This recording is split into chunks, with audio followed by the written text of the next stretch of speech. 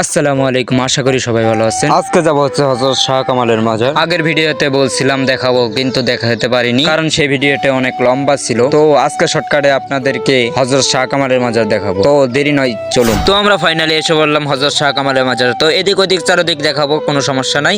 আর এটা হচ্ছে সেই চুলা যেখানে আমরা গ্রামে অনেকেই রান্না করে থাকি। আর এখানে হচ্ছে অনেক রান্না করার জন্য চুলা রয়েছে, আর অনেকে এসে এখানে খিচুড়ি রান্না করে। আর আজকে মাজারে তেমন একটা মানুষ নাই। তো ওই সামনের ঘরগুলা দেখতে পারতেছেন, সেখানে মনে করেন অনেক ভণ্ডরা আইসা ভণ্ডামি কইরা মানুষের থেকে টাকা নেয়।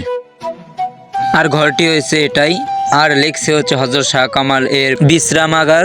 এই ঘর মেরামত করার জন্য দান করুন। সারা জীবন মানুষ দান করলো, আর ঘরের হচ্ছে এই অবস্থা।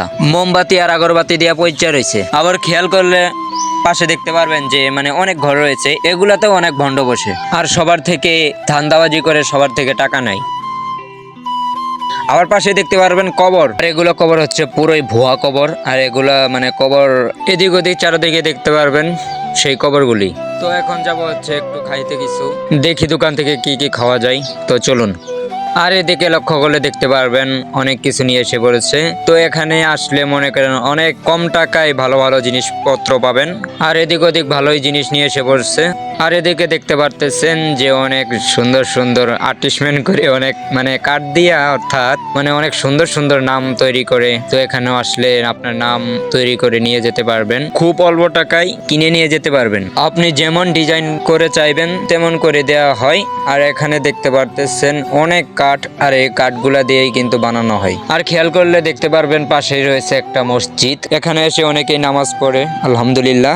আর এই মাজারে এদিকে দেখতে পারতেছেন বেশি একটা মানুষ নাই, কারণ আজকে রবিবার, বৃহস্পতিবারের দিন বেশি মানুষ হয়। তো আমি এই দিনে এসে পড়েছি। তো আমি আসলাম একটু কিছু হালকা পাতলা খাইতে, তারপরে ফুচকা নিলাম। ফুচকা নিয়ে তারপরে এখন আমরা খাবো। তো এখন আমরা খাইতেছি। তো খাওয়া দাওয়া শেষ, এখন চলে যাব বাড়িতে। বাড়িতে যাওয়ার আগে একটা জিনিস দেখাই, হযরত শাহ কামাল রহমতুল্লাহ আলাই।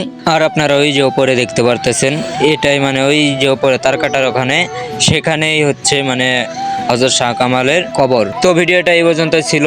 কেমন লাগলো সবাই লাইক কমেন্ট ফলো করে দিন। আসসালামু আলাইকুম।